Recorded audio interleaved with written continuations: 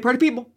Welcome once again to the Party of One podcast, the actual play RPG podcast where the gaming table is always set for two. I am your host, as always, Jeff Stormer. This week, I am joined by friend of the show, Tasha Robinson, for a game of 183 Days by Tasha Williamson and James Stewart. Inspired by the Charlie Jane Anders story, 6 Months and 3 Days, 183 Days is the story of two clairvoyants in love. Sam can see one future. Dylan can see many possible futures, each with perfect clarity and detail. Both know that they will fall in love one night, and that their relationship will last exactly 183 days. It will be the most intense relationship of their life, and it will end horribly. It is an achingly beautiful game of intimate roleplay, shared personal experience, and intense conversation. It is one of my favorite role-playing games ever written. It is a game that I've wanted to play on the show for a very long time, and I'm so happy that we got to make it happen. That said, it's emotionally intense, and if emotional intensity and deep personal arguments are not something that you're interested in, be aware of that before listening to the episode. There's also some brief discussion of sexual content. You can find more information about 183 Days in the show notes. Tasha is the TV and film editor for TheVerge.com. She's also one of the hosts of The Next Picture Show, a podcast that reviews newer films alongside older films that have something in common, with some deep and insightful discussion about both. It's a podcast I really, really like, and I think you should listen to it. And you should check it out at filmspotting.com/nextpictureshow. Finally, a brief reminder before we dive in that on October 16th, 2018, the Kickstarter launches for Mission Accomplished, the role-playing game of super spies and office meetings. I really hope you'll come back the game and help make it happen. It's a game that I'm really deeply personally proud of, and I can't wait to share it with the world. That is October 16th, 2018, Mission Accomplished on Kickstarter. I think it's a great game. And speaking of Kickstarters, did you know friend of the show, Taylor Labreche, is running a Kickstarter? Let me tell you about 13 Demon Princes. 13 Demon Princes is hell's favorite dating show, in which one lucky demon gets their pick of the infernal litter to take on a date, find a little romance, and maybe just find the one. 13 Demon Princes is a freeform LARP inspired by the LARP Singularity, the post-human dating show.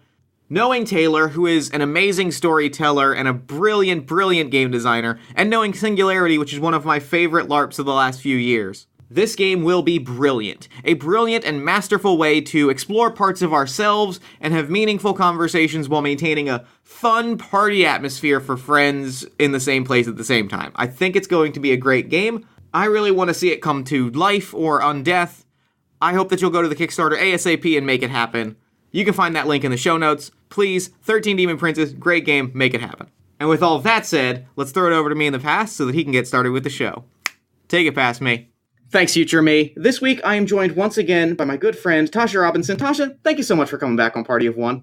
I am so delighted to be back. I'm hoping to do better this time than I did last time. I think it's going to be a great episode and a great game. But before we get into the game that we are playing this week, why don't you take a moment and let the audience at home know about any projects you're working on, anything you might want them to know about, that sort of thing. Well, I'm the film and TV editor at The Verge, TheVerge.com. It's one of Vox Media's sites. We deal with technology in the future.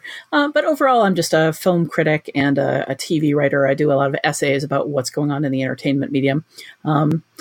That's pretty much it. I actually don't do a lot of game stuff. I mean, I play a ton of games, but unfortunately, I do not invite the entire internet to come play in them. But yeah, I'm not like a game designer like many of the people you talk to. Although I am working on a game that I hope someday you personally will play, Jeff. That makes me very happy to hear. I would like to one day play it, whatever it is and whatever it's about. I will mark my words. I will play it when it is ready to be played. Awesome. But we have a game to play this week. We are playing 183 Days, a love story between the only two clairvoyants in the world. We have two players. Sam, I will be playing the character of Sam, and I can see the future. And you will be playing the character of Dylan, who can see many possible futures. So we have a deck. We each have a deck of cards in front of us. It has 365 days on the cards. The few days are missing along the way, and we'll be excising maybe a few extra cards in the deck as we go, the general rule stuff and clarifications. I am excited and terrified because, we've done literally no preparation for this. Yep. It's all in the deck. I have no idea what we're about to experience right now, except probably a doomed love story. It seems very cinematic to me. I'm excited. I'm super pumped. Okay, so let's begin. Flip the first card on your deck. We will each read what it says on this card, and then we'll go through a few rules cards. This is day 365. Sam sees the future. Dylan sees many possible futures. Tomorrow they go on a date, and their relationship lasts for exactly 183 days. My card says, Sam sees the future. Dylan sees many possible futures. Tomorrow they go on a date. Their relationship almost always ends in 183 days. So I think I'm going to have a little more hope than he is. We're going to find out. 183 Days is a free-form game for 2 players who plays the only clairvoyants in the world. It takes about 2 hours to play. During this time, we will talk out scenes from our relationship. The game unfolds through the instructions on these cards. We'll flip when we're instructed. When the number on our deck is lower than ours, flip until the deck catches up. Always read each card, even if you are catching up. The cards will have instructions on when we draw cards, what we do, what we think, some prompts that we'll read along the way. The game involves physical touch. Since we are recording remotely, what I think we'll probably do is just either narrate a physical touch or something to that effect. I think that's the easiest way to do it. Or even just say hey, I am reaching out to touch you at this moment. Okay. Each one of these pauses represents both of us flipping over a card and looking at it. We haven't gotten to the actual gameplay cards yet, but we're experiencing each of these for the first time, one at a time, as we find out what's on these cards. That is correct. We're going to be playing a character. So this is important. We're going to be playing characters, but the game is about us. When the game asks for your question, when the game asks you a question, this is about your experience. If you don't have an experience that fits, make up what seems best, but don't let me know that you're making something up.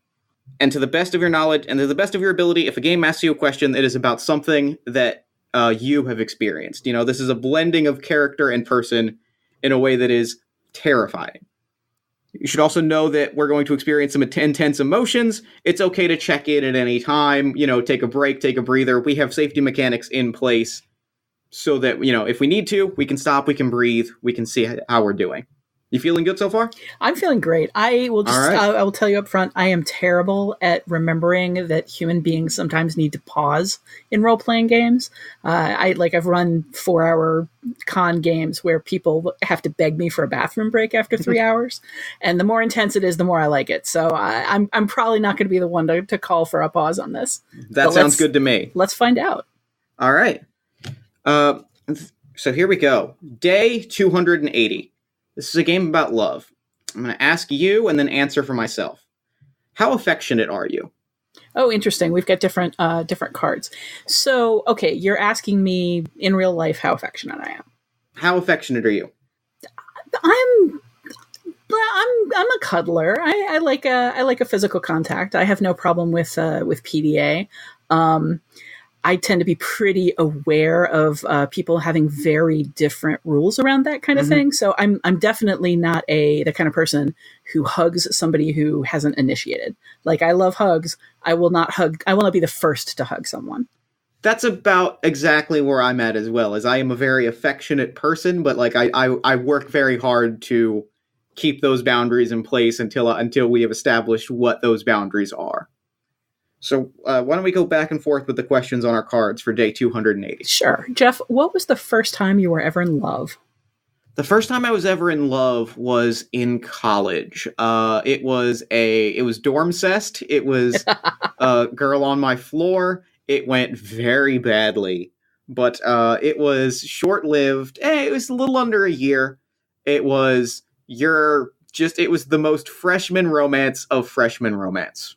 Wow, in love is a really hard one. I mean, I can remember the first crush I ever had, the first really passionate feelings I ever had for someone, and that was in high school. And that was one of those, we were clearly meant to be soulmates if you would just figure it out, kind of things that kind of gives you more pain than joy or hope. But yeah, it's high school. You hang on to anything that feels like a big emotion. And man, I still remember the incredible passionate feelings that I had for that guy who, by the way, was gay. So do you wish you were more or less affectionate? I feel pretty much the same, as I'm pretty comfortable with where I'm at. I feel like I feel like I'm at a point where I am comfortable expressing affection in a very positive way, and I don't want to kind of intrude on other people's spaces, but I'm happy with where I'm at right now.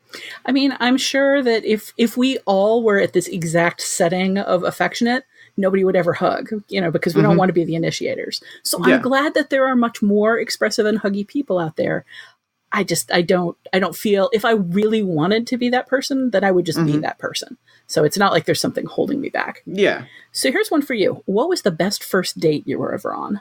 The best first date I was ever on is actually the first date I had with my now wife. We went mini golfing. We went for ice cream. We hung out like in the parking lot of a Target because there's not a lot of things in like the South Jersey area that I live in, and I brought her on a date. We went back to the train station, at which point we kissed and both went, okay, so that was a date. We're all in agreement that that was a date. And now we're married, so it all worked out pretty well. Oh, yeah, you've got to love that. All right, we've confirmed that this is not just hangouts. Mine is pretty much the same. My best first date easily was with my now husband, and I honestly don't remember what we did earlier in the evening. It was at the kind of the dawn of the internet. We had a habit of hanging out in the like college computer room for hours and hours on end, like sitting next to each other but talking to each other and strangers online. And I just remember the evening turned into one of those evenings where you talk and talk and talk for hours. And then at some point we found that we were kissing each other.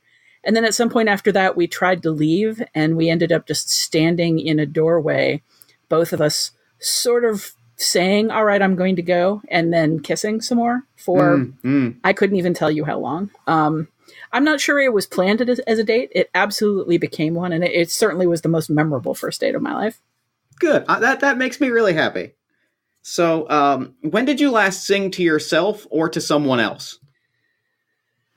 Off the top of my head, the first thing that comes to mind is I'm on a podcast. I was going to talk about this at the end rather than the beginning of this podcast, but I'm on a podcast called The Next Picture Show, where we talk about a current movie and how it relates to an older movie that kind of rhymes with it. And we were recently doing a pair up of The Incredibles 2 with Goldfinger. And for some reason, we kept coming back to the theme song, the Goldfinger theme song. Sure. He Loves Only Gold.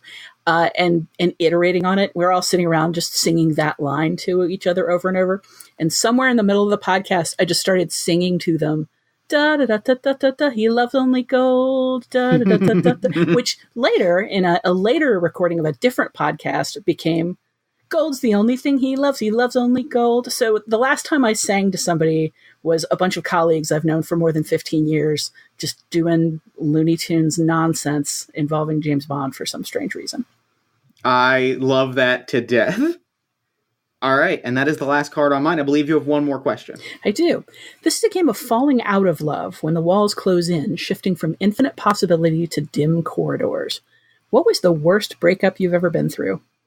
Oh, the worst breakup I've ever been through was, gosh, I think it was I will say, I think it, like, with the hindsight of an adult, it was probably bad because I did not I was bad about it. But, like, I got a call, and it had come at the end of a lengthy period of, like, I'm pretty sure we're breaking up. Like, I'm pretty sure you are prepping to break up. And, like, I just got really upset. Like, I was specifically not upset that we were breaking up. I was upset that, like, it did not happen sooner. And so it was a very long, awful phone call. And then it, like, we just existed in this sort of awful breakup space for, like, months of, like, are we good? Are we friends still? And then we saw each other. The next time we saw each other, like, that summer, we just had, like, a fight of fights. And we're like, okay, no, we're not in each other's lives anymore. We're good. We're all set. Okay.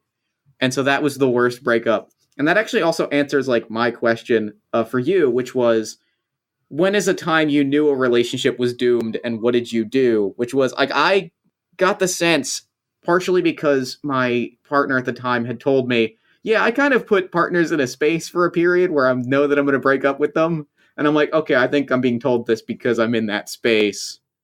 I'm just going to ride it out and see what happens. That's probably the right thing to do. Turns out it was not the right thing to do.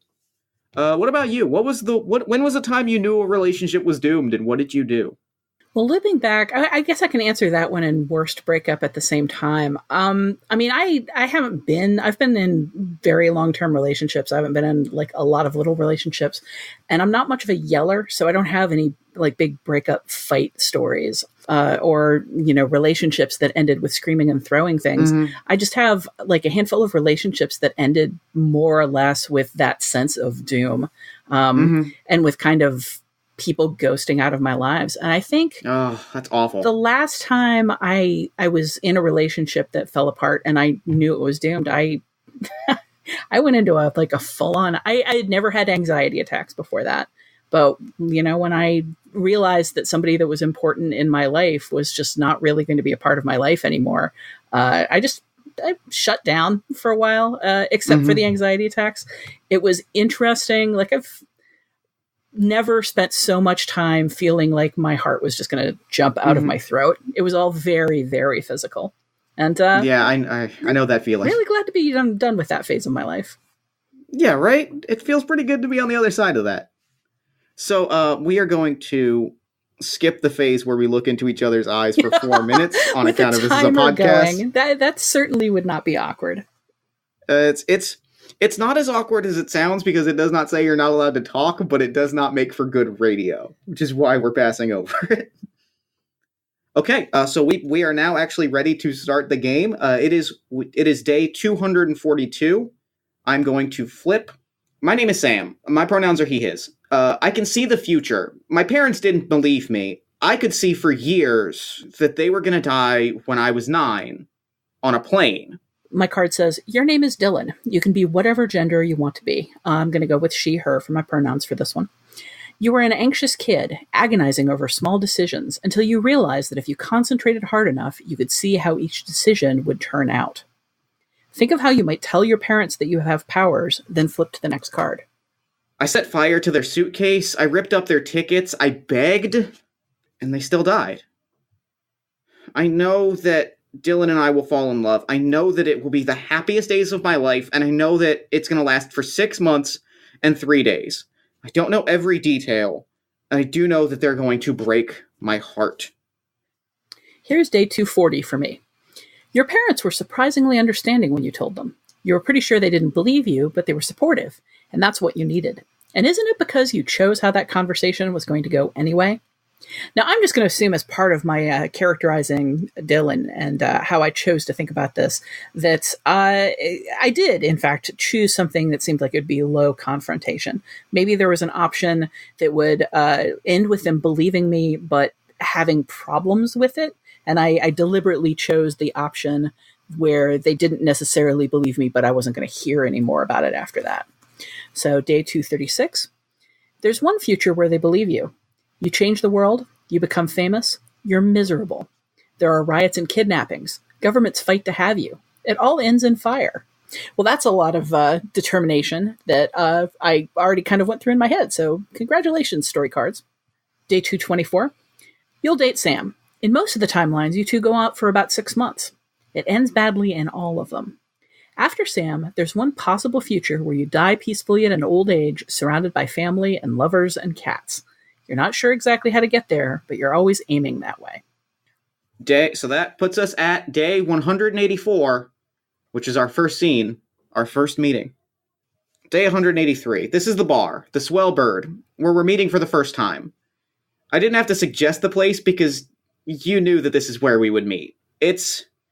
What is the Swell Bird like? What does the smell like, look like, clientele? It is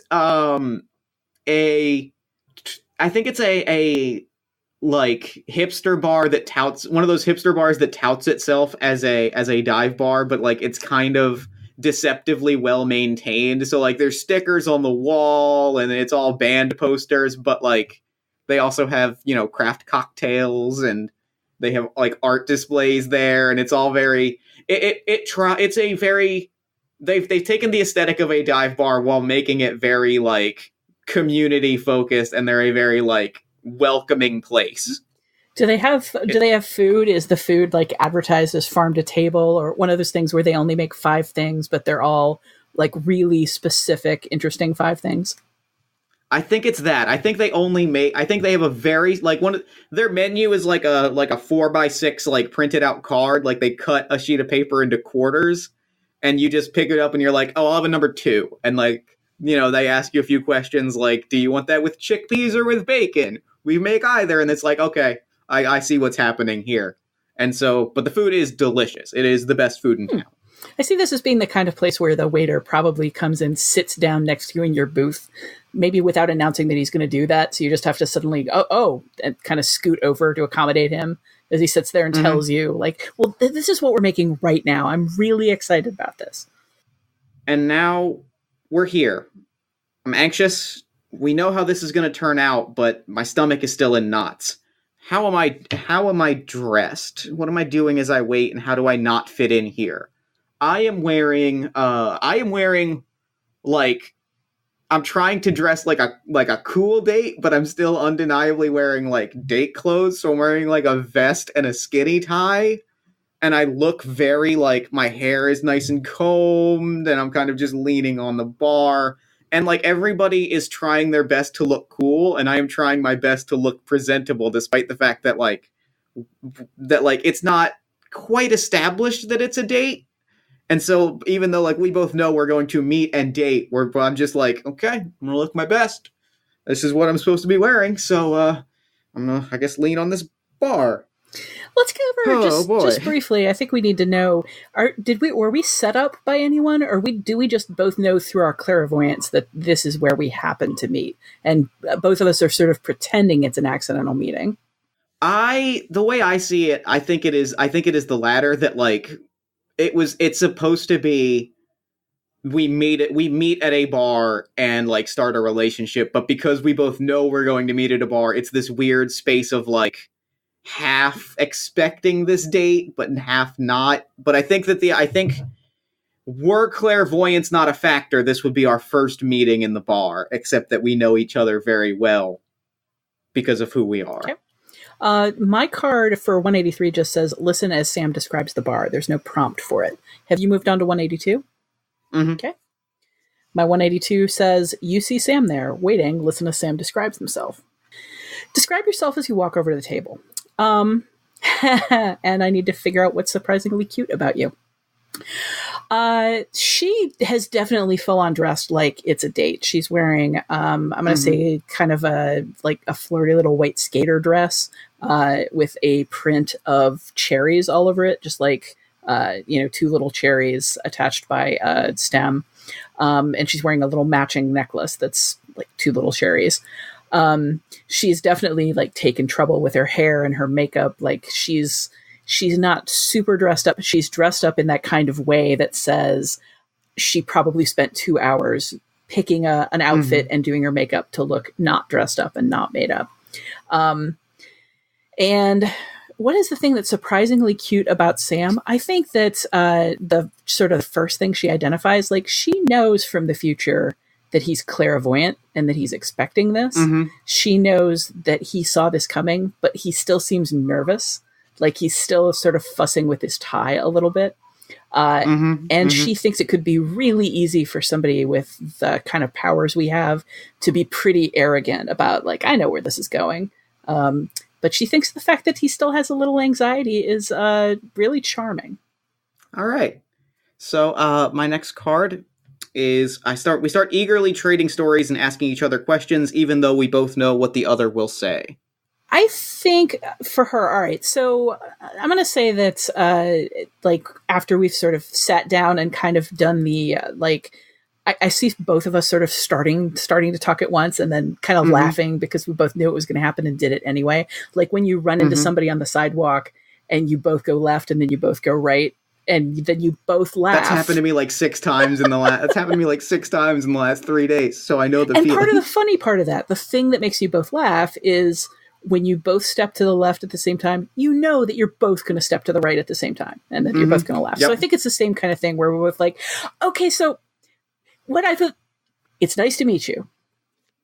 It's nice to meet you too. Wow. Okay. So, I mean, I know that you do some of what I do. What I guess I don't know for sure is like, how detailed is it? Like, do you do you know that waiter's about to trip? And do you feel like we should say something? I do. I guess I was going to ask you the same question, like, because, like, yes, that waiter's going to trip in 3, 2, smash.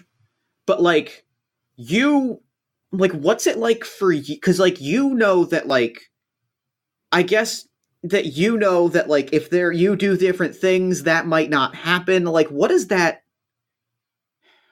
feel like to have possibility? Oh, it feels really freeing. I mean, like sometimes it's really easy to miss an opportunity. Okay, now I feel bad about the waiter.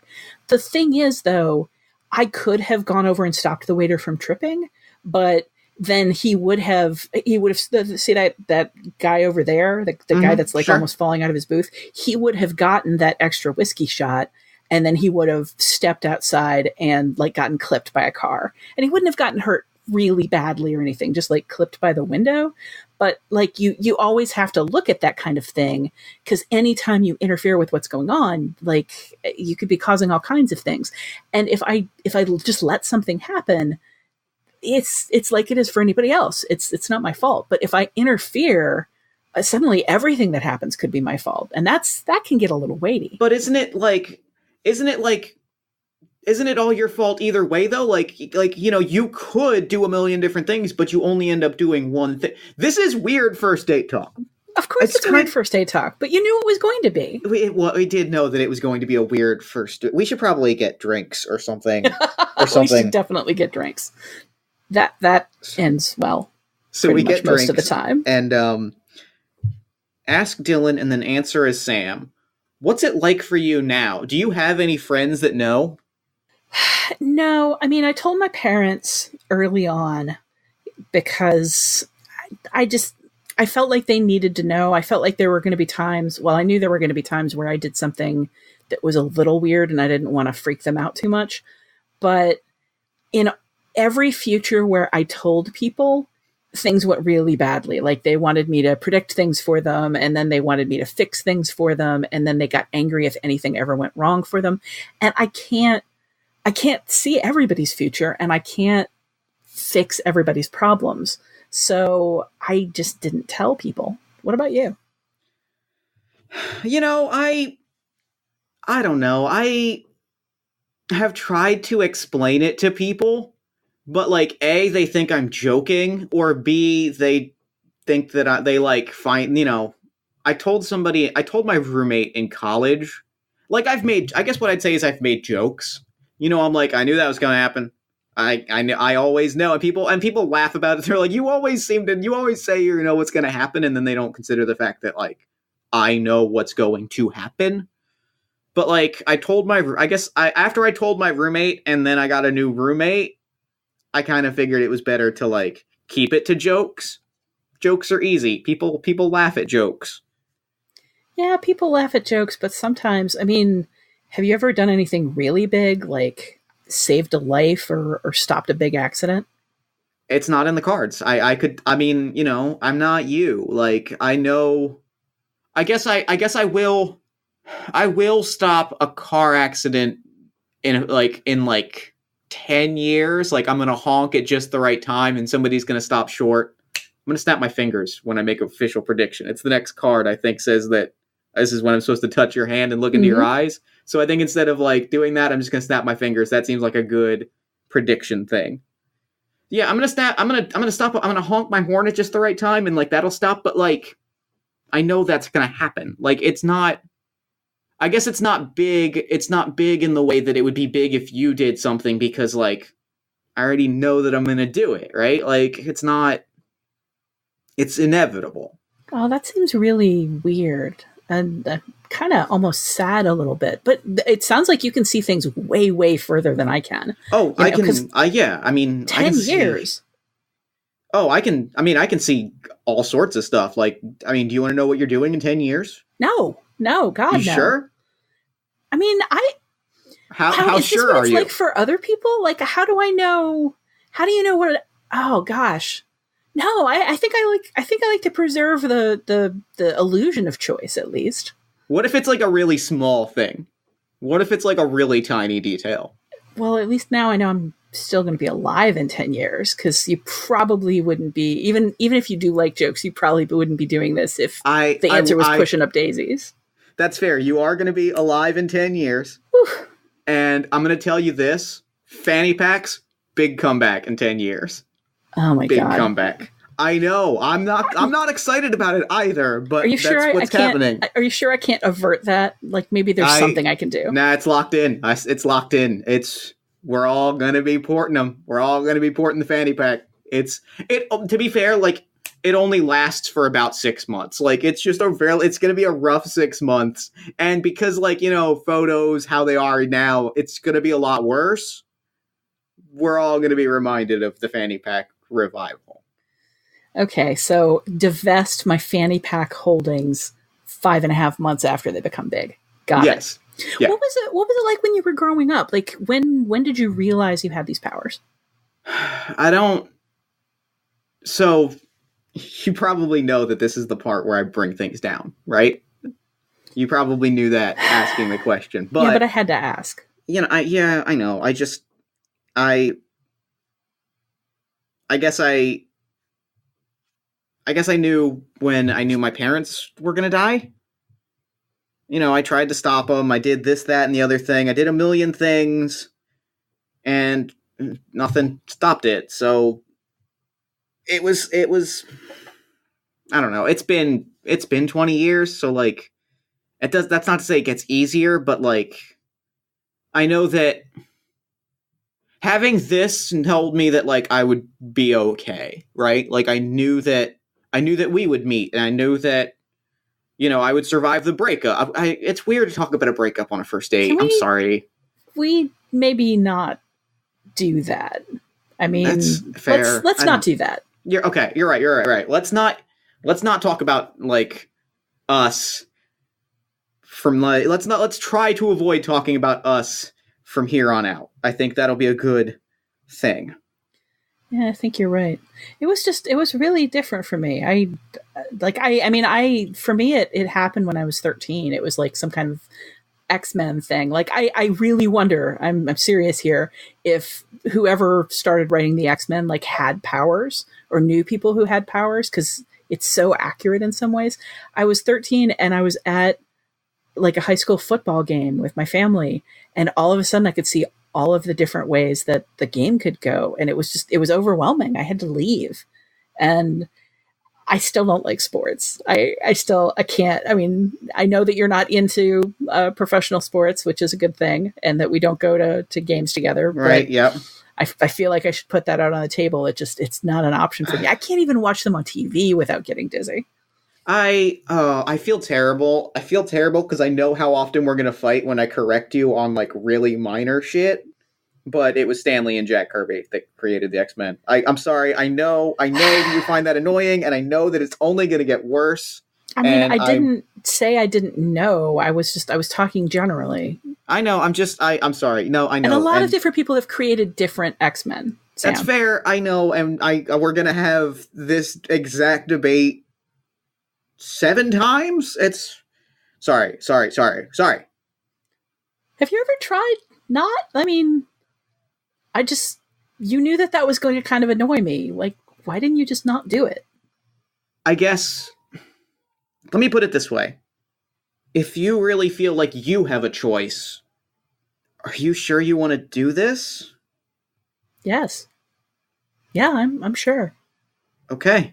I think I do have a choice, and I wouldn't miss it for the world. I guess I envy that, because I feel like I'm locked in. This is gonna happen. And that is day 175 for me. That's where I am. All right. I think that was supposed to end with a question, because 175 is... Oh, unless the question was, do you really want to do this? The question was, are you sure you want to do this? Yeah. Yeah, I'm sure. I mean... Okay. All right. Even if it doesn't feel like a choice to you, it feels like a choice to me, and this is a choice that I'm making, and I'm really happy to make it. Then let's do it. And I think I extend a handshake and then pull it back, and I'm like, that was That was weird. Honestly, like, you knew that was coming, and that does not make it any less weird. It's still kind of cute, though. Scene 2. Yep. So my card says the structure of this scene depends on the answer to the question in the previous scene about a friend that knows about your powers. Yes. Which we established that I do not. So if actually one of the feature cards lays that out. Okay. If not, you will be giving a short monologue. If not, you will be giving a short monologue speaking to the audience about your inner thoughts. Play out a friend or monologue a scene that addresses some questions. Let me see. I think the questions are different for both of us, but I'm going to see. Do you want to read? Actually, go through your monologue, and then we'll see if the questions are different that way. Okay. Or I can go through mine. Would you like to go first, or should I? I'll go ahead and go. Since All right. It kind of comes directly out of where we're coming from. Well, that went. I don't even know how to think about these things. Do I say that went well when I kind of knew how it would go? But I think it did go well. I mean, I can't see everything. I can't see every little detail unless I focus on it, and I choose to not focus on it because I want to live my life. God, the thing that worries me about Sam is it really does kind of seem like he's focused his way through all of this. And if he's living so much in the future that he's looking at fanny packs 10 years from now, is he even experiencing what's going on right now? He doesn't think he has choices, and he doesn't think he can change anything. But I really wonder if that's true. I wonder if I can bring him back to now, and if that would help. I mean, I know from what I've seen that there are going to be bad days, but there are also going to be really, really good days, like some of the best. And at this point, all I can do is at least imagine that I can find the best way through this. And maybe there is a way. Maybe there is a way to get to what I've seen. I don't know. I don't know that there are no choices. And even if he does, other people in this world think things that aren't true all the time. These other people's reality is not necessarily your reality. We can do this. The way he works, though, it is just a little bit scary. If everything he sees is true, then I really don't make choices. I really don't have choices. At least from his perspective. Yeah, that is a little frightening. And I guess I've just got to figure out how to not let it get on top of me. So that was the answer to 3 different questions. All right. My monologue. Fuck. Why did I offer the handshake? Oh, God. Why? Oh, the handshake. Why did I wear a tie? Oh, I knew okay, it's fine. It went really well. We had the talk, which went really well. I thought that was good. Oh my God, why did the X-Men really? Oh my God. Okay, it's fine. I don't know. It's the real shitty thing about being me is that I can't stop myself, because if I could stop myself, then I would not see all of the things I can't stop myself from doing. So I know that I'm gonna fuck up, and I know that I'm gonna fuck this up. And so I hope that with whatever powers, I hope that if she's telling the truth, and that, you know, if she's being real, I just really hope that she can find a way to deal with where we end, the aftermath of all of this, in a way that makes it okay for her. I know I'm gonna fuck this up. I know that it's gonna end badly. I just really hope that she, in her infinite wisdom or whatever weird thing she has going on, can find a way to be okay after that. I really do value what we have and what we will have, and I hope that I do want her to be happy, and I think that's what I hope more than anything, is that after I fuck this up, that she is happy. And she finds a way in her weirdness to be happy. That seems like a horrible thing to hope for. That seems real. That seems like I could probably hope for more, but I know how this is going to play out. So I guess hope is not, it's not for me. It'll be fine. The tie, I don't wear it. Throw out the tie though. It's fine. And that's my monologue. Oh, Jeff, I feel for you so much right now. Oh, I really like this game so much. All right. Scene 3. Day 168? Day 168. We're in your apartment after our second date. We've just had sex for the first time. Images of tonight have been flashing in my head since puberty, making me blush at awkward times. My version says the same thing, but it also says it was somehow even better than any of the scenarios you foresaw. In this moment, you feel closer to Sam than you have with anyone. You concentrate, trying to see a future in which this lasts. I feel safe with Dylan in a way that I never have before. Sam, is this as good as it gets? Do you have better days than this? No, don't tell me that. Tell me this. What does a perfect day look like to you? A perfect day to me is I sleep. First things first. We sleep until we wake up. Right? We sleep until we have no responsibilities. We sleep until we wake up. When you say we, you mean you and me? Yeah. Wow. We sleep until we wake up. We have friends coming over. We all get together. We play games. We drink. We all go out to dinner together, right? Like it's a whole thing. Friends leave. We go out for drinks. We come back. We watch TV. We bang. And we fall asleep. It pretty much is the perfect day, right? Like you spend time with friends, we play games, we eat. I think, you know that Chinese buffet, the one that's not too expensive, but like it's expensive enough that like it's like the nice Chinese buffet.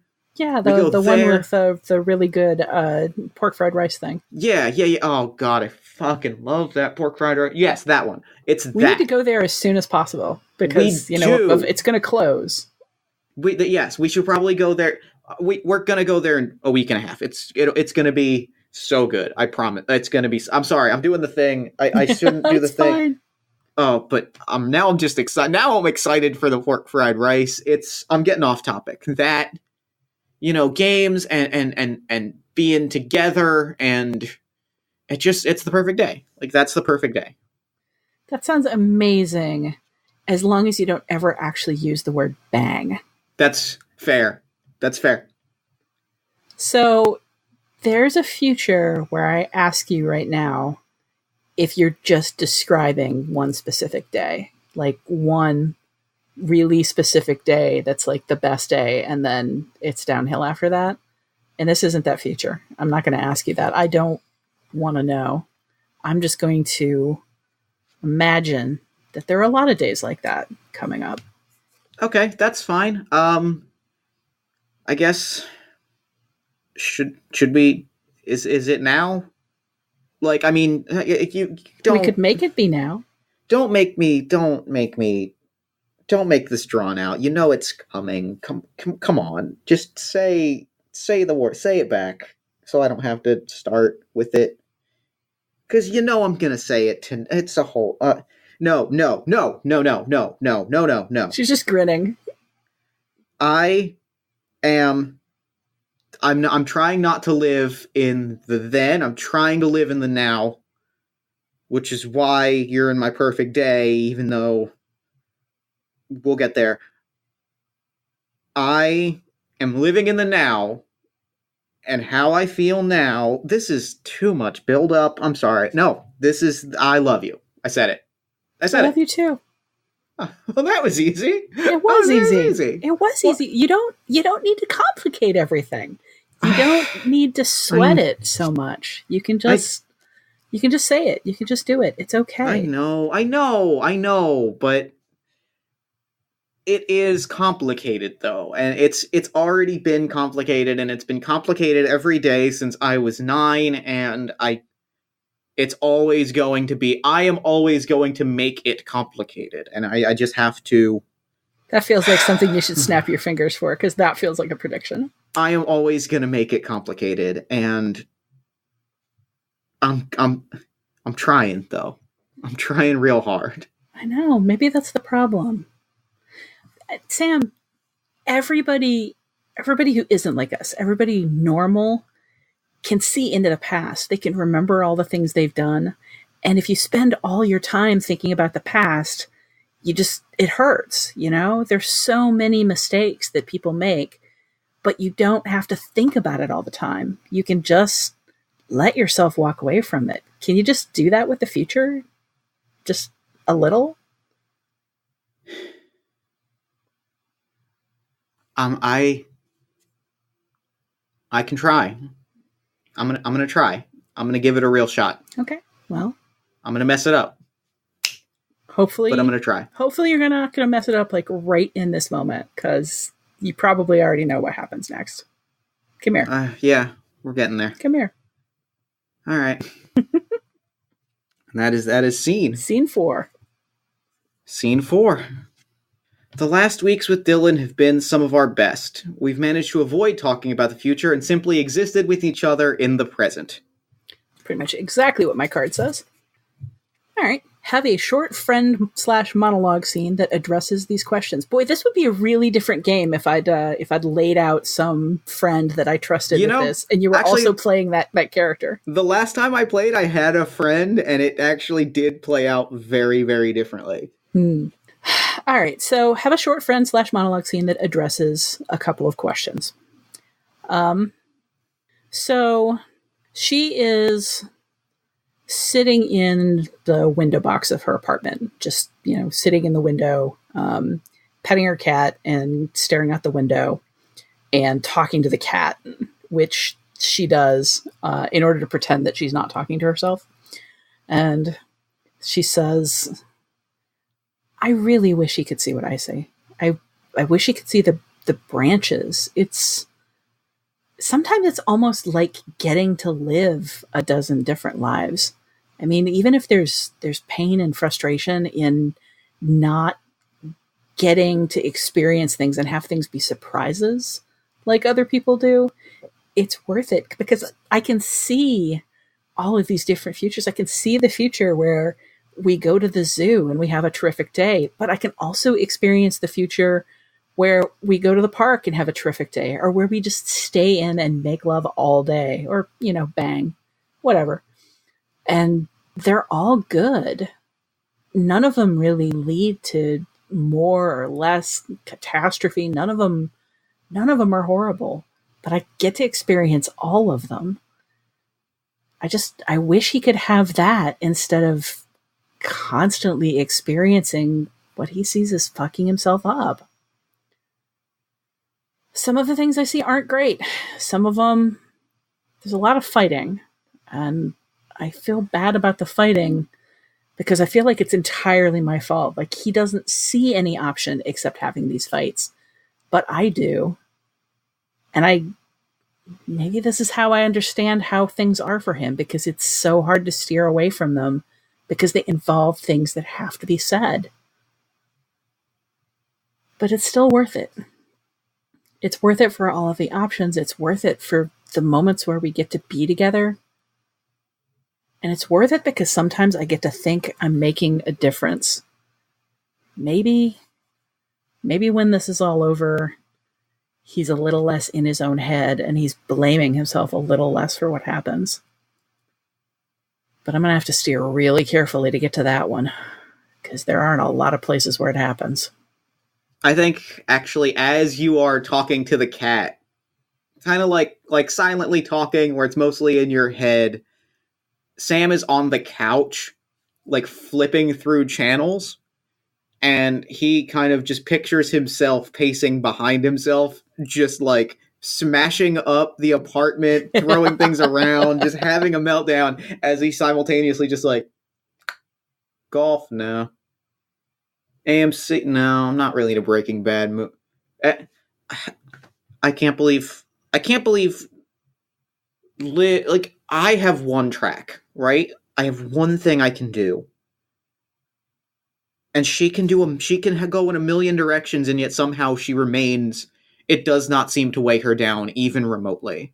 She just carries herself effortlessly, and it's fucking amazing. And I wish I could do that, and I've been trying so hard, and I know that I've slipped up, but I'm trying, and I'm trying for her, because she brings that out of me, and it's my favorite thing. My favorite thing is that it does not seem to weigh her down. It's the thing that I wish I could be, and I'm trying.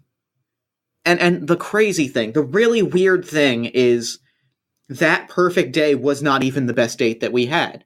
The best date that we had was, I didn't even want to go to the museum. I'm not a museums guy, because by the time we agreed to it, I've gone through all of the museums I will go through in my lifetime. Like, I'm not a museums guy. But we went, and for that day, like, I didn't even think about the future once. Despite the fact that I knew we were going to go, I knew the order of the exhibits we were going to go, I knew the exhibits that we're not going to be able to see, and I knew that we were going to have that little tiny fight that we had, because we were both disappointed and we didn't quite know how to put it into words. And I knew that we weren't going to know how to put it into words, but I just let it happen. I let it happen, and it was the best date we ever had. And we had a fight. Like, it's amazing. She knew we were going to have a fight. She knew if we went to the museum, in her work, like, I guess putting in her logic, she knew if we went to the museum that day, when that exhibit was closed, we would have that little fight over dinner, and we would feel weird because it was in public.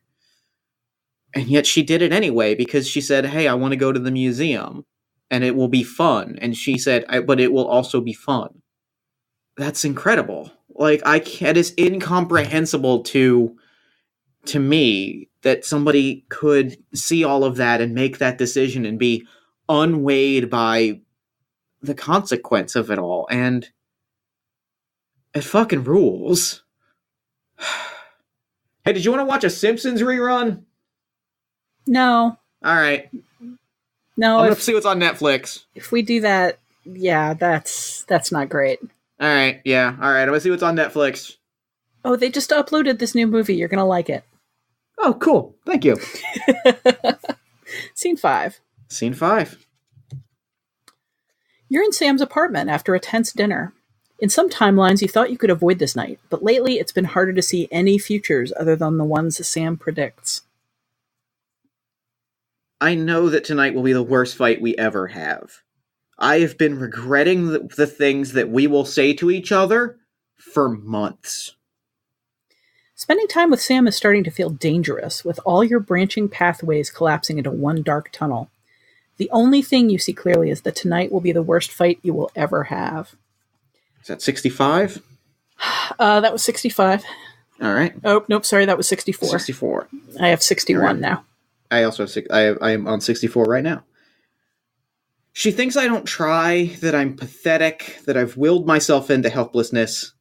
But I know that I would stop so much. I would stop this right now if I could.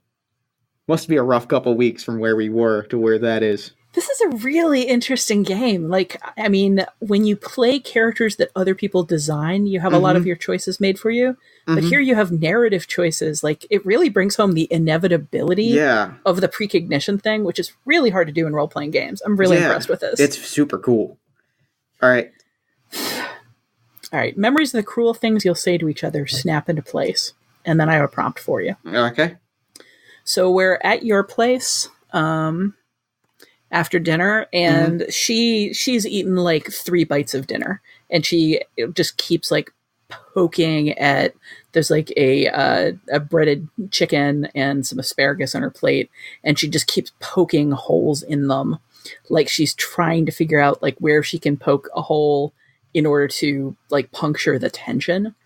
And then finally she looks up and says, there's no way out of it. There's no way out of this conversation. If I storm out, we just have it on the phone later. Yep. If I stay here and I don't say anything, then you just start in, and I feel even worse. I don't know what to do. I know what you're going to do.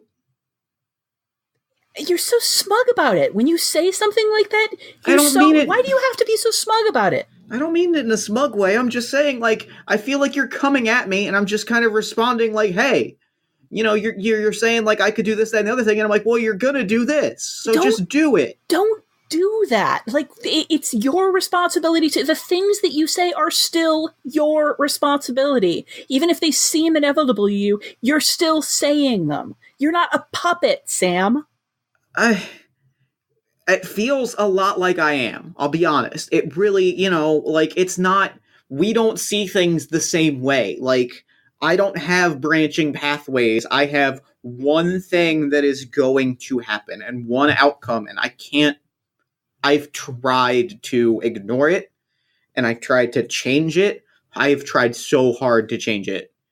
Have you? And are you even trying to change things anymore? Or have you just resigned yourself to fate? You always sound so fatalistic about these things. It's like, oh, this is just going to happen. It's not going to happen. You're making it happen. It is. I try. Of course. Okay. One, I've tried real hard to make a lot of things not happen, and you know that, and that's a little hurtful that you would even say that, knowing the things that I have tried to make not happen. Two, yes, of course. Do you think for a heartbeat, do you think for 1 second that if I could change any of it, I would? Like, you know, like, of course I don't want for the Chinese restaurant to close down tomorrow. I don't want to end up. No, I don't want to be in that traffic jam. I don't want to realize I left my wallet at home. I don't want to have that. I don't want to break up with you in the car. Do you think I want any of those things to happen? Do you think that I want you to get out on a highway exit and walk to a taxi cab? Stop telling me what's going to happen. Stop telling me what you think is going to happen. It's not what I think is going to happen. You think you're a puppet. I don't want to be a puppet too. I don't want to have to do these things because you think that we have to do these things. I make choices, okay? I make choices, and I think you make choices too, and I can't be the only one responsible for making these choices. You say you're trying so hard. If you say you're trying so hard, why does it always narrow down to this? Why does it always come back to this? Because it's always going to come, like it has always been. It is, you know, it's, I at a certain point, you just accept, you gotta just lead into it. It's been 20 years of trying and failing and seeing the things that I put the energy into and say, I don't want that to happen. That's horrible. So, and I try and I put it in and the horrible thing happens exactly when I think it's going to happen. And so, like, yes, there are days when I just say, all right, the horrible thing is going to happen and I can't stop it. So I'm just going to let it happen. But the last, I don't know, 100 some days, I've been trying real hard because I know what's going to happen in 57 days. And I don't want it to happen. She just bursts into tears. Why do you keep trying to put this relationship on a deadline? Why is it always about the days with you? Why can't you participate in this? I'm sorry. You're not the only one who's trying. I'm trying so hard to keep this from happening. I'm trying so hard to keep us in the good place. And you're way better at it than I am, and that makes me feel awful because I don't have, I don't know. I wish that I could be you. I wish that I could see things a million ways. And I just don't. And that makes me feel so terrible because I so want this to work. And it just, poof, doesn't. I want to be me again, too. It's like I'm not me anymore when I'm with you. I'm you. And I'm stuck. I'm stuck in this pathway that where choices stop happening. It's like it's because of you. No matter what it is that you're trying, it's like It's because of you. You're turning me into you. I don't want to be you. And she gets up and storms out. And he just sits there, dead silent. Like there were candles. This was like, oh, he tried to set the apartment so that it wouldn't happen. Like, I think there's a lot of evidence around the apartment that, like, whether or not either of them recognize it, he did try, like, super hard to make this a night where this didn't happen. And it's just like the candles burn out. I'm so angry at these cards. I'm so sad for these two. I feel like we're trying to play Star-Crossed and we just like knocked the tower over while we were setting it up. I wish it didn't have to go that way. It didn't have to go that way. I wish it didn't have to go that way. It didn't have to go that way. I wish it didn't have to go that way. It didn't have to go that way. Take turns monologuing, saying the things you wish you had said during the fight. Oof. All right, you start on this one. If it kills me, I am not going to let 57 days from now happen. Every fiber of my being says that the things that are coming, and God help me, powers help me, damn my powers, I am going to tear this world and my brain down if I can't stop this from happening, because you're worth it.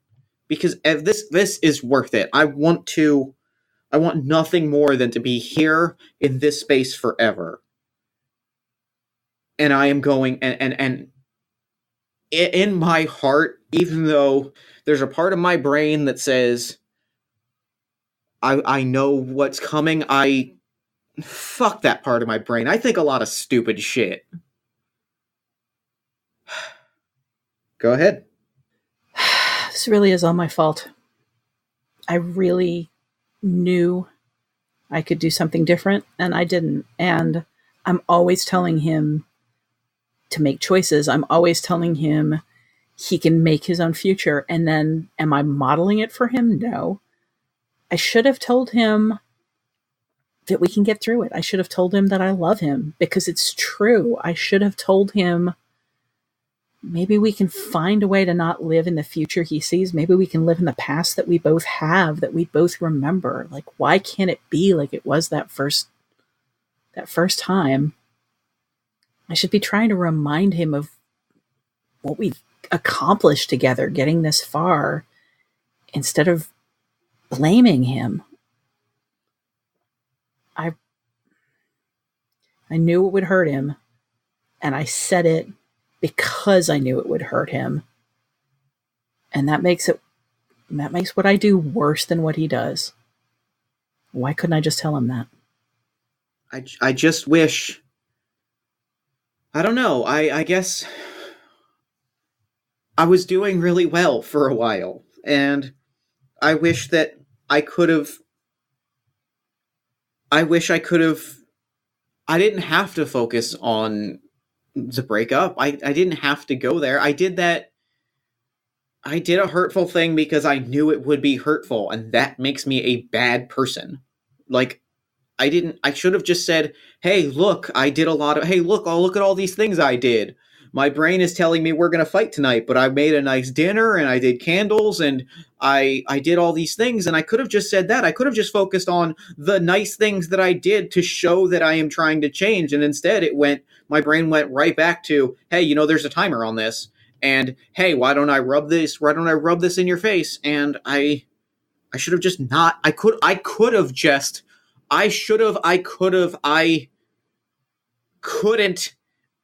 but I should have just done that and said, look, there are candles, there is dinner, I am trying, I know where we're going, and I tried, and I didn't. And fuck. I should have said, I'm scared. And I should have said, I know you're scared, and I know why you're scared, and it's not your fault that you're scared.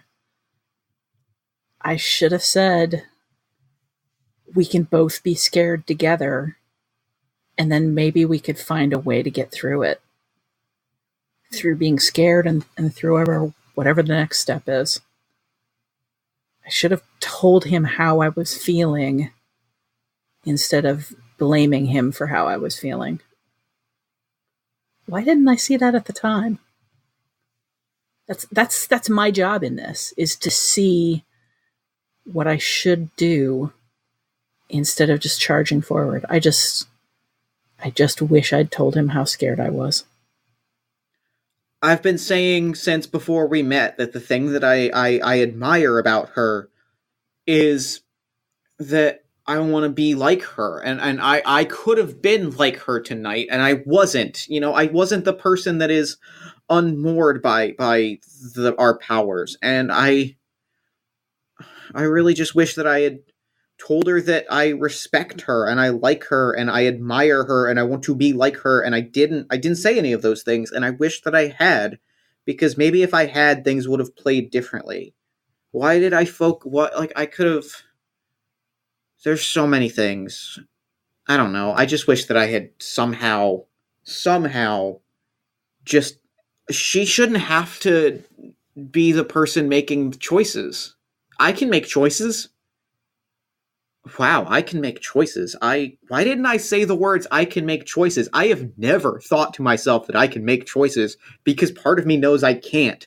But, if I can if I can unwittingly say I can make choices, why can't I just say that to her? That would have ended the fight.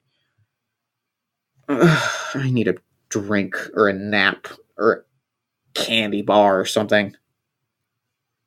I should have just taken him to bed. I should have just made a joke. I should have just done anything but what I did. I know he's suffering. And I know how much it hurts, because I can see all of the different ways it hurts him. And yet I just keep on hurting him.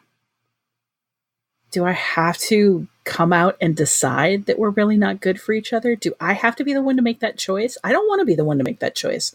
I don't want to be the one who says it's over. And I don't want to be the one who says, I understand why it has to be over, when he says it. I don't want to say any of those things. I just want to say, kiss me. I just want to say, let's just be together. Why can't I say those things? Why can't I say the things that matter? And I think that's all that I have to say. Me too. All right. Scene 7. Things have been better since the fight, slowly building up to today. Scene 7.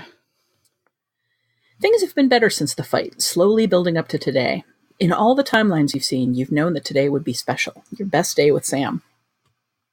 Things have been better since the fight, building up to today, which I know will be the single best day of my life. Today will radiate through the next week, and for now, neither of us will be able to do anything wrong. You've planned for Sam that perfect day, the one they told you about 4 months ago in your apartment, down to the last detail. Take turns describing your day together. So I think one of the things that happens is that Dylan, we're in bed, and part of what you specified was, we sleep as long as we want to, we have no responsibilities. I think she actually wakes up early, kind of a little tense about, the details have to be perfect. And then she just lies there in bed, staring up at the ceiling, sort of anxiously going through options. I'm awake. Should I get up?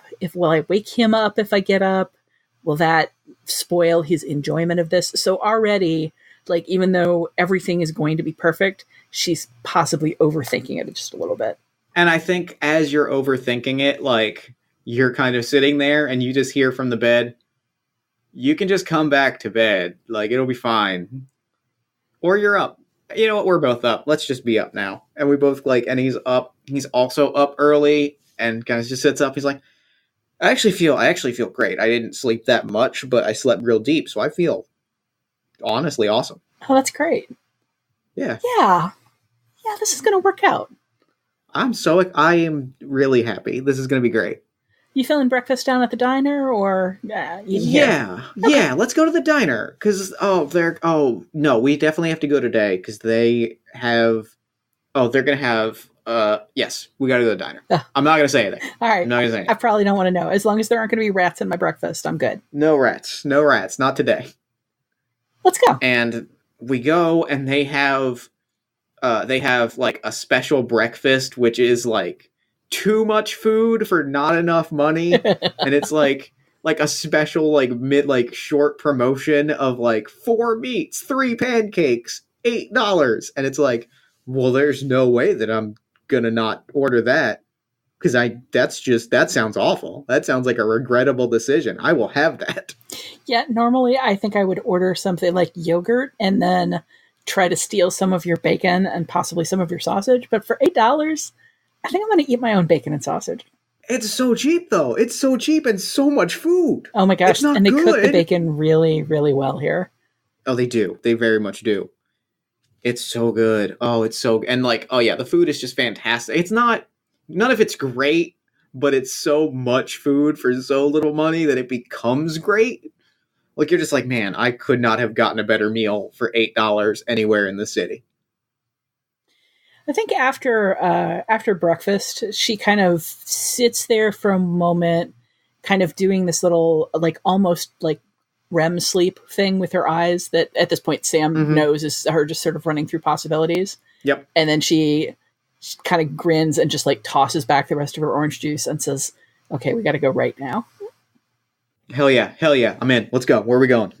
We're going, and she kind of stops on the sidewalk and looks back and forth, is almost as though she's trying to figure out which way to go, and then kind of grabs your sleeve and tugs you in the direction away from your apartment. And then like almost runs for about 4 blocks. And there's something just really joyous about it. It's not like we've got to hurry or we won't make it. It's like she's just so excited to get to where she's going. And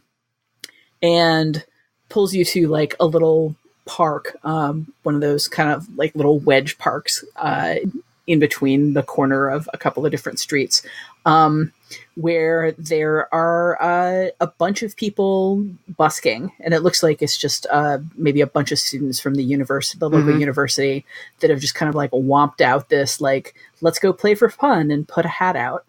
And it's kind of turned into one of those like little spontaneous scenes where it's like a beautiful summer day. People are dancing. There's this one little dog that's like really excited by the general feel of everything. And so it's just kind of like jumping around and being adorable. There's like a couple of babies who are super, super into it. And it's just one of those like spontaneous, total strangers coming together kind of scenes. And she just like grabs Sam by the hand and pulls him in and starts dancing. And he's dancing and he just leans in. He's like, you know what's amazing? Do you know what's really like beyond incredible? What? This is better than I knew it would be. This is beyond what I knew this was going to be cool and good and the best. And it's even better. Like, there's really something to just... You're right, honestly. I guess is the only real way I can say it. There's something to just experiencing something and not overthinking it. Even though I'm overthinking it right now, and I know that, and I know you're about to point it out to me. Yeah, but not like you think. She's just grinning, and she throws her arms around his neck and like presses her forehead to his forehead and whispers, "Look at them. They're like us. They know what they're playing. They know where this song is going to go, but they're putting themselves into every minute of it. And everything they play, even though they already know the notes, they're just making it better every moment that they experience it." It's like I've never heard music. Like, I've never thought of it like that. Even... Forget it. I've never thought of it like that. And... music is awesome. Music is awesome. Dancing is also awesome. You're so cute when you dance. I'm real bad at it, is the thing. Yeah, but I think you just concentrate on not being bad at it so much that you forget to kind of foresee how it's going to look. Just dance with me.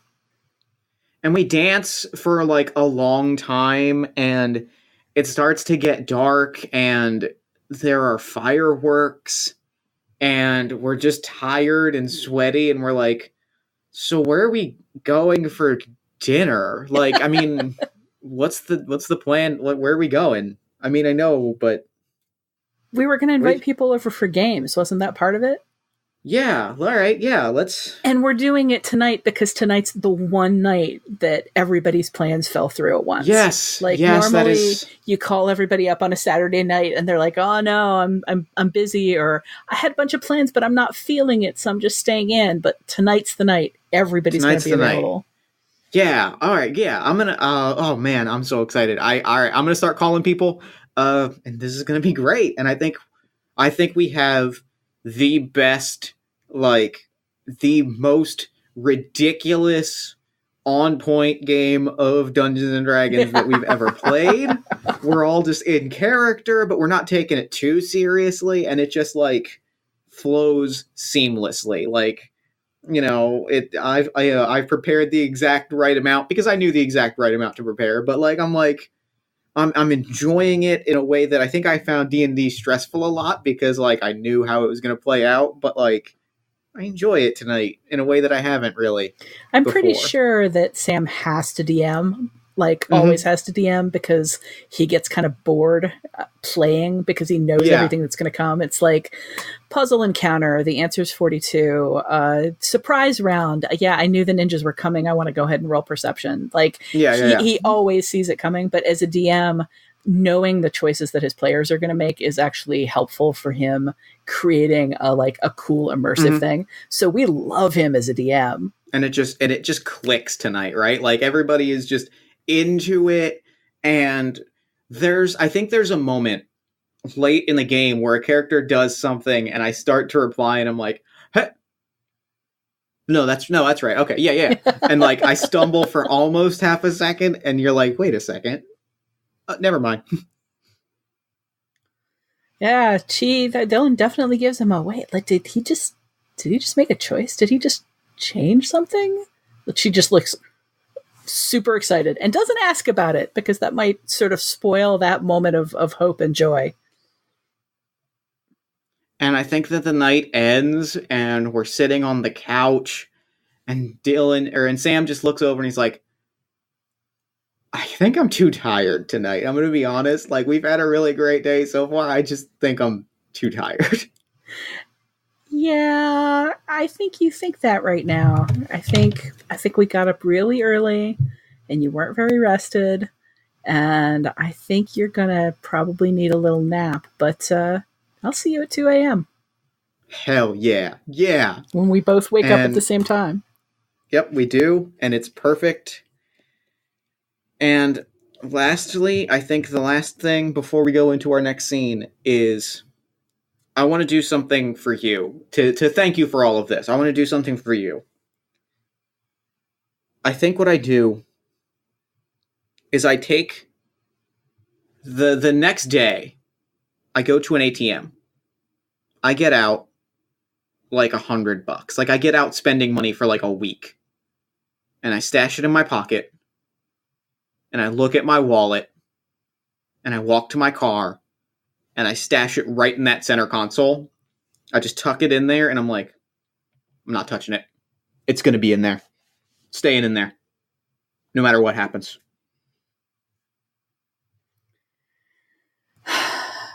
And I don't say anything about it, but I insist that wallet is going to be in that car.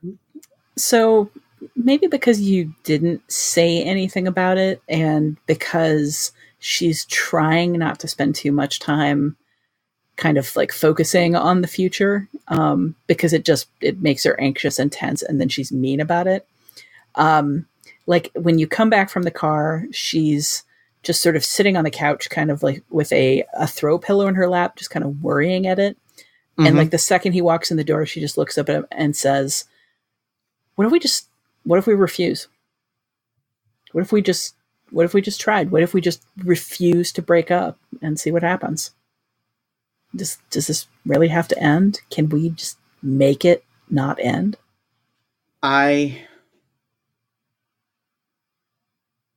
It's worth a shot. I mean, I I don't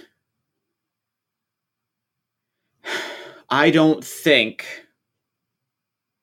there's any other way. But, and I really want to emphasize this, I'm gonna give it a shot. That's all I want. That's all I want for us is a shot. It's more than nothing. Scene 8. This is it. Our final day together begins exactly as we predicted. Describe the scene. In public, private, the weather is like... We're in the car. We're on the highway. We're on the turnpike. It's a toll road. We're in the worst traffic jam. And the worst part is it's the kind of traffic jam where you're like a quarter mile from your exit. Like you see where you're getting off and you're just like, oh, it's going to be an hour. We're in a parking lot. We could get out and walk, but like it's that real ugly, sticky, sweaty, hot rain, and it's just unpleasant. So like the windows are up and the air is blowing, but you're getting that little bit of condensation on the window, and you're like, this fucking sucks. She is trying so hard not to start the fight that she's like actually rocking back and forth slightly in her seat, and it's making the seat just like squeak rhythmically, and it's annoying as hell.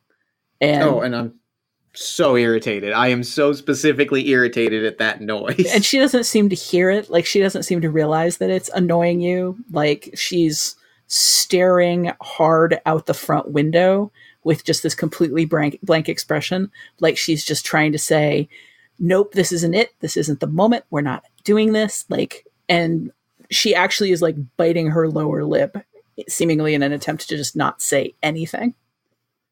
And I think he's gripping the wheel, and he just lets out like, I can't turn up the heat because it's gross out, but like I hate this little tiny bit of condensation, this little bit of water. It drives me up a wall because I'm like, and like I know that I'm not going to see anything right there, but I hate it. And I got to turn the wipers on. And it's just leave it. Just, I can't. You can. You can make a choice. Make a choice. You're really. It was you. I'm just saying it was you that said it this time. I was not talking about this. I was talking about the windshield wipers. You're going to make it? You're going to make this happen. You're determined to make this happen. I am so not determined to make this happen. You were the one that brought it up. I was talking about windshield wipers. You knew you weren't talking about windshield wipers. You know what you're doing. You know what you're doing right now, and you're doing it anyway. I'm doing it anyway. You're not making me do anything. We're not doing this. We're not doing this. We're not doing this. It's not going to happen. We're in control. We're in control of this. We're going to get to the goddamn exit, and it's going to be fine. It's going to be great. We're going to get home, and yeah, it's going to be great. It's going to be so great, and we're going to get home, and it's going to be good, and we're not going to fight because I'm not going to listen to that voice in the back of my head that says what's about to happen has always been right before, because I am making choices now. They don't always come true, but I'm making choices, and that's part of the fun of making choices, is when you make a choice and your brain power says otherwise. You left your wallet at home, didn't you? I didn't. It's in the console. She looks and reaches down and takes it, and it is actually there.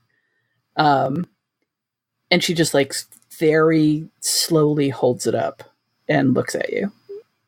I put it there. I made the choice because it was important. But, I mean, that doesn't change anything. My brain still says that we're going to have the argument. No, you did it. She like leans over and hugs you. Like, still with the wallet in one hand, still with the seatbelt attached. So it's like this super awkward one arm kind of hug. It's so constricting. And it's, and I'm holding the brake. So like, it's like holding us back. It's real awkward. But you did it. This is This isn't in what you said was going to happen. This isn't in your prediction. This is something new. You did something new. You made something new happen. But it didn't change. Like, we're still gonna have the fight, and it's still gonna, right? We're not doing it right now. We're not having the fight. What does that mean, to not be having the fight? That means that you did it. You changed something. And that changed everything. But but my brain still says that all of the things are going to happen. Mine doesn't. Mine doesn't. This is weird. When I look at you, I only see the one choice. And I still see it happening. But when I look at the wallet, it's completely different. What's the wallet say? Because I know what my brain is saying. It's probably the same thing your brain is saying. So what's the wallet saying? It says that there are options again. It says... All right. I see you making choices. I'm sorry, I'm trying to process this all at once because all of a sudden there are different paths that weren't there. And I mean, it happens all the time, but this is the first time I've seen different paths out of this. Okay, but I guess what I'd ask is like, but it ends though, right? We're still I know, you still see the end of the night going how it goes, right? Like, it's still there. We're still going to have this fight, right?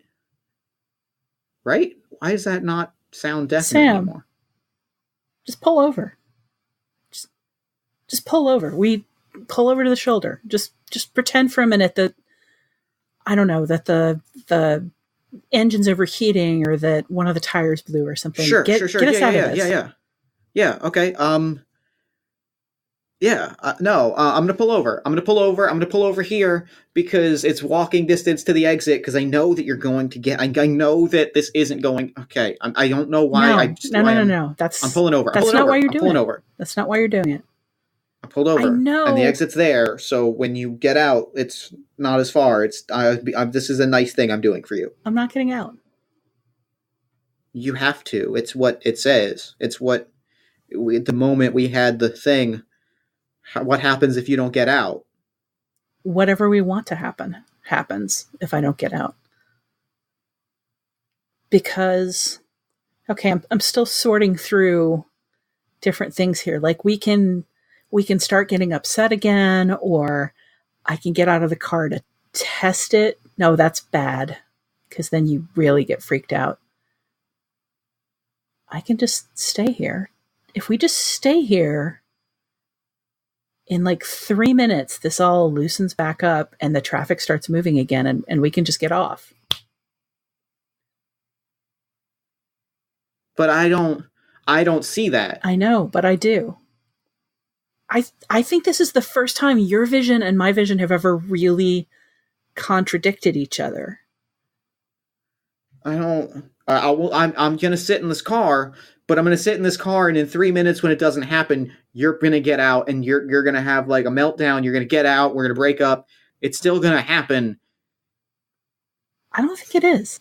I think it is. I think it's okay to just experience what happens instead of worrying about what you see. Can you do that? Can you just breathe? I'm gonna try. Just I'm gonna try. I'm gonna put on some music. Breathe.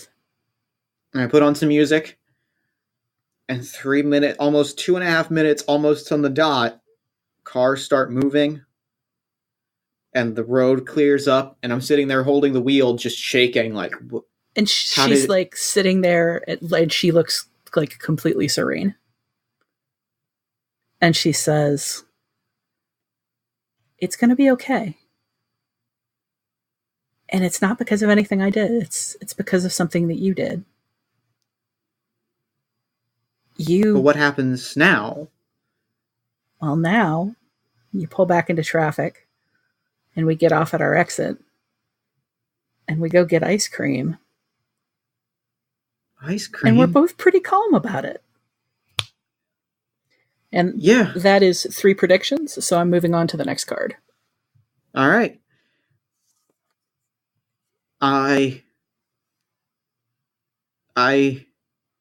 But the fight, you were supposed to get out of the car and walk off the exit, but now I'm gonna hit my signal, and I'm gonna take the car to the exit, and then ice cream. Yeah, we go get ice cream, and it's just chill and cool, and we don't even comment on the chill pun. It's just there, and it's... Oh my god, I'm gonna wash this horrible condensation sweat off my face, and I'm gonna have a big glass of ice water, and there's gonna be this really cute little girl just like staring at us at the ice cream place and like kicking her legs back and forth and staring at us. And we're just gonna be laughing. Like, we're just gonna be like weirdly laughing. Oh my god. Let's get ice cream. Let's totally get ice cream. Work together to describe a short epilogue. And I think that Sam still sees, like, I think that the trajectory changes, but Sam still only sees one, like, outcome for things. But he knows that it's not definite. It's just what his brain has predicted as the thing. And he stops worrying about that so much. Dylan goes to this just kind of like super zen place where she doesn't necessarily want to spend a bunch of time thinking about the options and steering through the options and talking him through the options. She kind of feels like you steered us out of that skid and you need to be the one to kind of keep us on the road. Whatever it is that you're seeing now, like whether you're still seeing us breaking up like a week from now, I think up until now, I haven't wanted to hear it. I haven't wanted to know because I was in denial, and it meant there was a lot of stuff that we couldn't talk about. But now I kind of want to hear it because now I can see ways for us to work together on some of these things. Yeah. And yeah, it'll be more like a relationship we're having together instead of a relationship we're trying to fight, so we're having it apart. Yeah. And I think that I get to be the person that like takes the wheel sometimes in a way that like I couldn't before, because, you know, my taking the wheel meant that I was leaning into the worst possible outcome. But yeah, I can say things like, hey, we're going to have like, I'm seeing a real bad fight in like a week. So if there's something between now and then that bothers you, like, talk to me, because this fight, it gets real ugly. So let's talk now so that in a week this doesn't happen. I imagine with that, there's a little bit of, okay, can you tell me what that's about? And then, or like where it starts. And if it starts somewhere innocuous, like, one of us hasn't been doing the dishes, she can be like, oh yeah, that was kind of annoying me. Wait, not talking about that blows up? Actually, I can see that if I sit on it for a whole week because I'm afraid of what it's gonna turn into. Yeah. Yeah, so let's just like work through that, and that, like, okay, so I will here, and then so we kind of like talk through things in this way that is like, hey, this is going to be real bad. Let's talk through it now. And it kind of turns into like healthy communication of like, we talk about things as soon as they bother us, partially because we have this ability to be like, oh, this is going to blow up. This is going to blow up here about like, and there are times where I'll be like, we're going to have a giant fight in a week about which sushi restaurant we want to go to. I don't know if that's going to be related to another thing. And then we kind of have to work out like, oh, it's because I have made a bunch of choices about which restaurants we're going to now. Like, okay, that's my bad. I can, and I think we talk. I think we're okay. I think we talk through things in a healthy way. I think there ends up being like more and more laughing about the things that we might have fought about. Just, instead of holding on to little tensions until they build up and get nastier and nastier. It's like, are you serious? We're going to fight about sushi restaurants? I don't even know. I could not even. I did not think I felt that strongly about sushi. Pick a sushi restaurant. I don't care. All right, that's fine. I will. You know what? Actually, maybe we just get Thai. How's that? That sounds great. Thai sounds fantastic. I think she also throws more choices at him, and spends like less time, obviously, sort of fussing through like which is the optimal choice here, which is the perfect choice, and she spends less time kind of worrying about the responsibility of where the choice that comes from that choice leads, and is more like, no, just pick a restaurant and I'll go with whatever, or you decide what we're going to do today, instead of kind of trying to micromanage each situation. Yeah, I think that feels like a good note to end on, right? Like, we talk through things, and we both are kind of in the other person's shoes a little bit, and we grow from that, because, you're leaning into things and saying what will happen, and I'm saying we're going to choose things and talk through things, and I think it works out okay. I think she waits probably another month or so before she says, do you see us having a future together right now? Yeah. I do. Wow. I've never seen that before. All right. I'm not going to ask for details. I trust you to let me know when there are things we need to decide about. But yeah, I will. But this is the first time I've really thought about it. I haven't thought about it recently. But yeah, I see us together for a really long time. It's really exciting. And that's game. So, the game suggests that we talk for a minute and say, how are we feeling? Does anything bother you? Anything bring you joy? Do you want to talk through things? So how are you feeling? I'm feeling great. I like how intense it got. I like that we both kind of worked to find ways to blame each other when we were fighting and blame ourselves when we weren't, which feels like a really real dynamic to me. Yeah, there were definitely parts of it that hit close to home in terms of like beating myself up about things, but I think it went really well. I thought it played out really nicely. I love this game a whole lot, and I love the way that it plays out, and I'm really happy with the story that we told. It was interesting. It was interesting because I'd played it once before, so like there were things that I knew were coming, and that added to that sense of inevitability that was really interesting. And when you played previously, you were Dylan, is that right? I was actually also Sam that time. So gotcha. There are cards of Dylan's that I still don't know.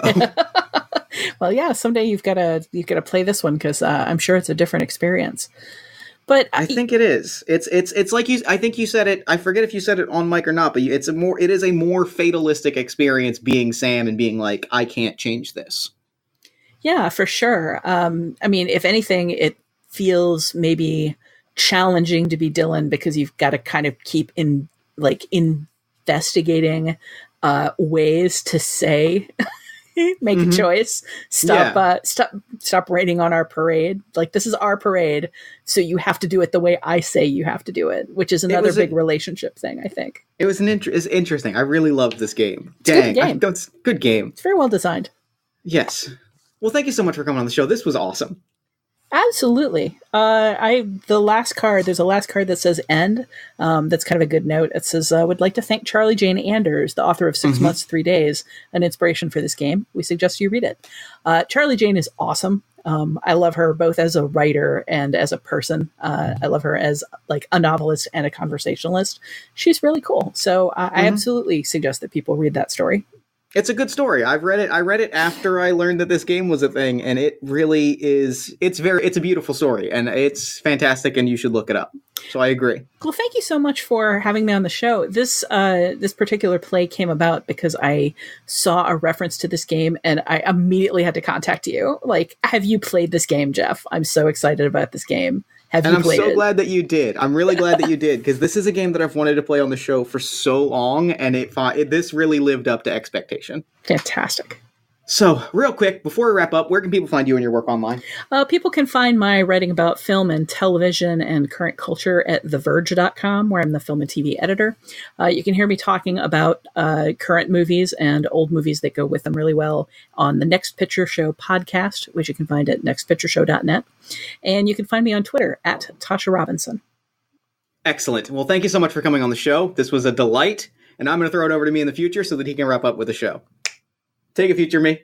Thanks, past me. And thanks again to Tasha for coming on to the show. That game was... I wanted to play that game on the show for years. Like, honestly, as long as I've been doing the show, it was one of the first games I was introduced to, and I've wanted to play it for so long. And that game really honestly lived up to every expectation that I had, and more so. It was perfect. Thank you so much, Tasha. That was... what a game. What a game. Be sure to follow Tasha on Twitter at Tasha Robinson. Check out theverge.com for her TV and film writing, and check out the Next Picture Show at filmspotting.com/nextpictureshow. I think it's a show that offers a lot of insightful discussion. And while you're on Twitter, follow us at Party of One Pod, then like us at facebook.com/partyofonepodcast. Join our Discord at bit.ly/partyofonediscord. On October 16th, head to Kickstarter and help make Mission Accomplished a reality, and before then, head to Kickstarter and help make 13 Demon Princes by Taylor LaBreche a reality. If you enjoyed the show, consider leaving us a nice iTunes review, a social media shout-out, or a word-of-mouth recommendation to a friend. Any of those things helps new listeners find the show, which helps us do bigger, better, and cooler things. You can also consider backing our Patreon at patreon.com/partyofonepodcast. Patreon backers get access to mini podcasts, bonus materials, and interviews, and Patreon dollars pay for equipment fees, hosting costs, all the little things that keep the lights on. If you're looking for another Jeff Stormer podcast to fill your days, let me tell you about All My Fantasy Children. All My Fantasy Children is a character creation, storytelling, and world-building podcast powered by you. Every week, my best friend Aaron Catano-Saez and I take a listener prompt, spin it into a fantasy character, and populate a shared universe one story at a time. New episodes drop every Friday at allmyfantasychildren.com. Party of One is, as always, produced and edited by Jeff Stormer and Jen Frank. Music for the show comes from the song Infinite Lives by Mega Ran, featuring the D&D Sluggers. If you're interested in coming onto the show, whether you are a podcaster, game designer, professional wrestler, actor, writer, comedian, musician, film critic, kaiju, financial guru, or you just love a good role-playing game, email me at partyofonepodcast@gmail.com. And that is it for me. Until next time, thank you so much for listening. Remember to fight the forces of fascism every single day. Remember that self-love and self-care are radical and defiant acts of resistance. And before I sign off, I have one last thing to say, and that is, you're gonna do great today. Party on, everybody.